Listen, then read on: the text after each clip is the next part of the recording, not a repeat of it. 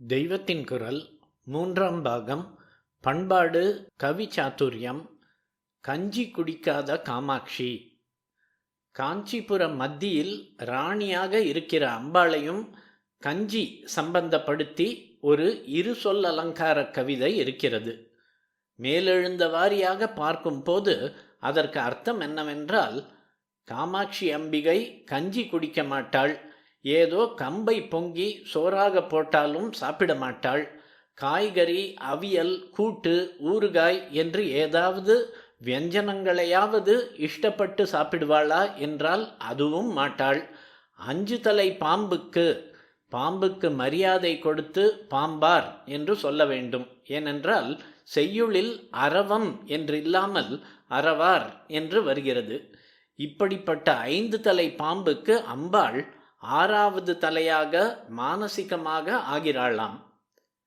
கஞ்சி குடியாளே கம்பஞ்சோர் உண்ணாளே வெஞ்சினங்கள் ஒன்றும் விரும்பாளே நெஞ்சுதனில் 5 தலை அறவாருக்கு 6 தலை ஆவாளே கஞ்சமுக காமாட்சி காண். கஞ்சமுகம் என்றால் தாமரை பூ போல உள்ள முகம்.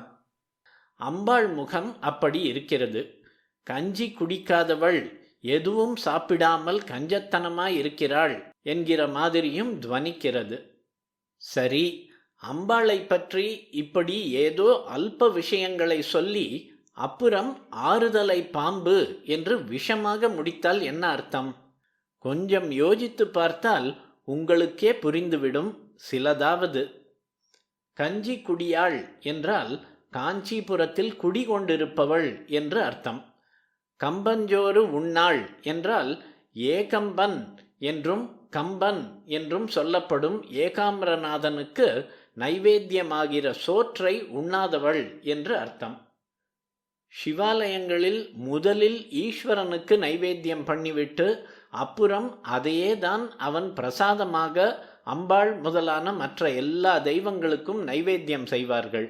மதுரையிலே மட்டும் மீனாட்சிக்கு முதலில் செய்துவிட்டு அப்புறம்தான் சுந்தரேஸ்வரர் உள்பட மற்ற எல்லோருக்கும்.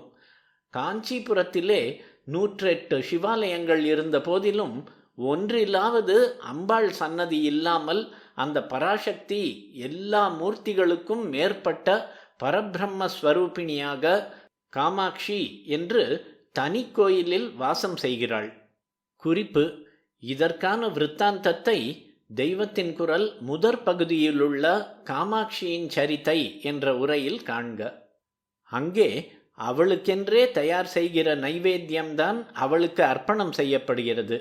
ஏகாம்பரேஸ்வரர் நைவேத்தியம் அவளுக்கு வருவதில்லை.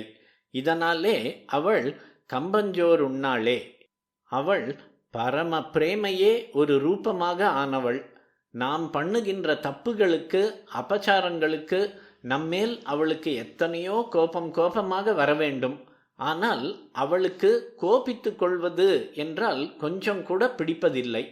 வெஞ்சினங்கள் ஒன்றும் விரும்பாளே என்றது இப்படி வெம்மையாக, அதாவது ரொம்ப உஷ்ணமாக சினம் கொள்வதில் அவளுக்கு இஷ்டமே இல்லை என்று அவளுடைய தயையை, க்ஷமையை, மன்னித்தருளும் மனப்பான்மையை தெரிவிக்கிற வாச்சகமாக ஆகிறது.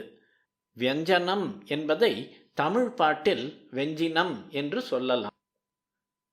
அப்படி சொல்லும் போது கஞ்சி காமாட்சிக்கு வியஞ்சனம் இல்லாமல் சுத்த அன்னம் மட்டும் நிவேதிக்க வேண்டும் என்று இருக்கிற அபிப்பிராயத்தை இந்த பாட்டு சொல்லுவதாகவும் ஆகும். அறவார் என்றால் ஹரனான சிவனை சேர்ந்த அடியார் என்று அர்த்தம். சிவபெருமானுக்கு 5 முகங்கள் உண்டு. அதனால் அவர் 5 தலை அரண் ஆகிறார். அவரை மனசிலே வைத்து உபாசிக்கிறவர்கள் நெஞ்சுதனில் 5 தலை அறவார். 6 தலையாவாள் என்றால் 6 தலை அளிக்கிறவள், ஆறுதலாக இருப்பவள் என்று அர்த்தம்.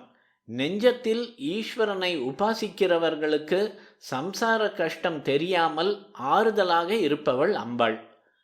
நெஞ்சுதனில் 5 தலை அறிவார்க்கு என்கிற பாடத்தை வைத்து கொண்டால் மனசிலே பயத்தை உடையவருக்கு அம்பாள் அதை போக்கி ஆறுதல் தருகிறாள் என்று ஆகும். 5 தலை, அஞ்சுதல், அச்சப்படுதல் என்பதை